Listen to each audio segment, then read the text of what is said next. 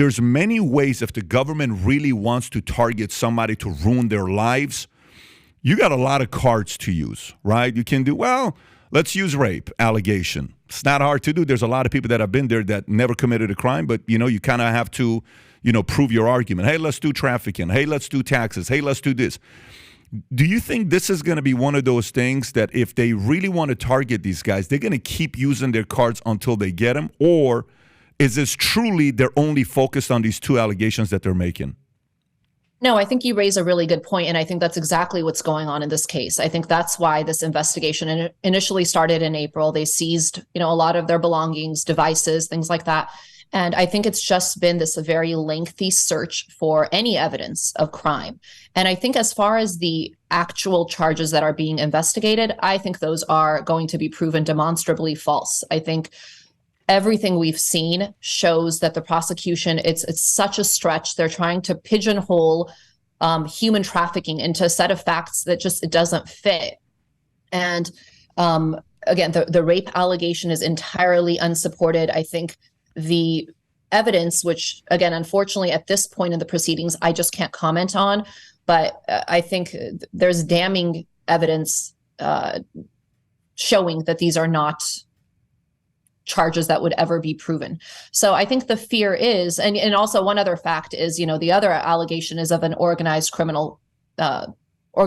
group, which includes the two women who were just released on house arrest, which I think, again, is a big, I guess it speaks a lot as to what the evidence is that during this investigation, now they've released the women on house arrest, the same women that are allegedly part of this organized criminal group. So I do not feel that they're ever going to be able to prove any of the charges that are currently being investigated. I just think they're using this preventative arrest to prolong their detention in hopes of actually being able to find evidence of crime, which they don't currently have.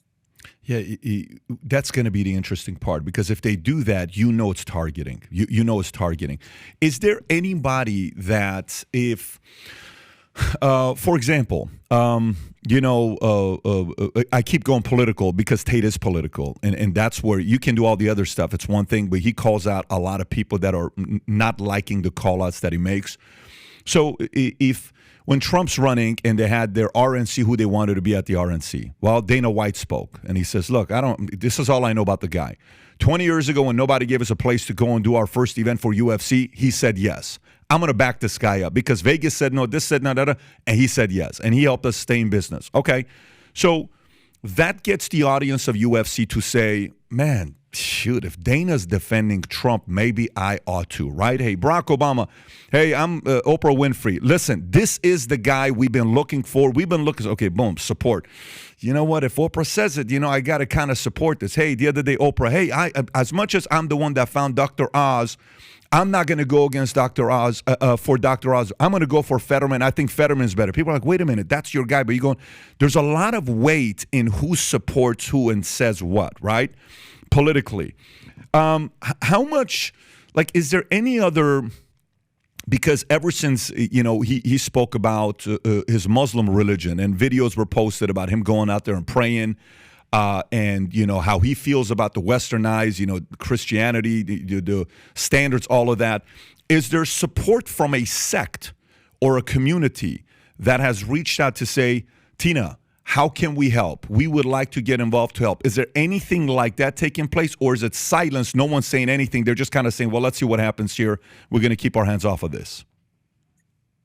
There are many efforts by people who want to help. It hasn't really come from some sort of organized sect of anything like that. But we have so many individuals reaching out, offering support and help.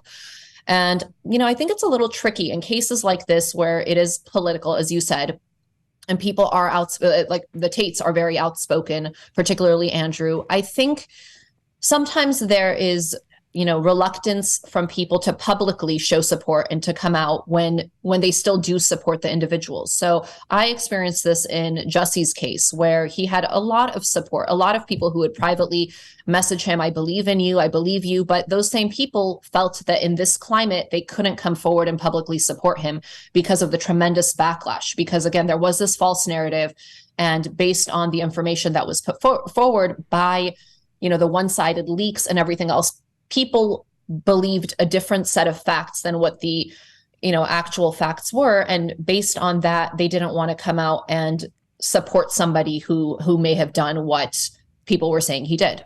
So I think there's a lot of that in this case too, where there certainly is a lot of private support.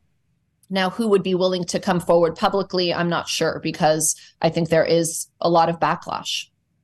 I bet there is. But maybe some need to see this and hear this to say, hey, we're going to come out and support. Maybe they need to hear this message and say, hey, let's make a phone call and offer what we can. I don't know what happens when they're freezing accounts, cars, taking stuff that, there's many ways. I interviewed F. Lee Bailey 10 years ago, and they took his license away as well. And, F. Lee Bailey wrote one of the best books ever for lawyers. You know which one I'm talking about. It was like 2,000 pages or whatever. Cross-examination. Right. The legendary book that everybody talks about, which I haven't read because I'm not a lawyer, but I know you know which book I'm talking about. So, and they took his license. That's one way where when you're a lawyer for too long and you represent a lot of people and then you keep doing it and you're allowed, sometimes the way they do it is, hey, take this guy's license away. He can't make money, and then that's how they go broke. It's a sad situation on what they do. But in this instance, if they're freezing accounts, if they're freezing everything, maybe this is a way, and I don't know financial situation where that, are they able to make the payments to you? You're not a cheap lawyer. You're not somebody that's $400 an hour. That's a very expensive lawyer you are. So if somebody's hiring someone like you, are they able to meet their expenses that they're, having to pay today? Is that something that they're able to do, or are they frozen right now with their funds? So they've seized a lot of assets, certainly not everything, but they have seized, a great amount of assets, which is vastly disproportionate to any sort of money that the government would need as a result of this investigation. So it is concerning, all the assets they've taken. And this, really comes back to why, they are in this prolonged detention. All of these things are being seized. That's putting a lot of pressure. I don't know if it's in the hopes that at some point they crack and confess to something they didn't do, but that's not going to happen. So.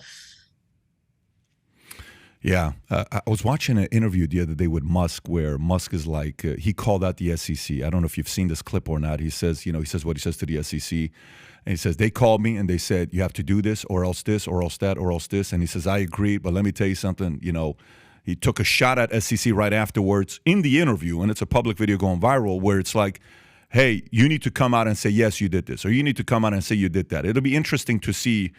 Like you're saying, they're not going to break. These guys don't seem like the kind that they're going to be break. But I wonder, the government, people think they're so creative until you go into, you think criminals are the most creative people.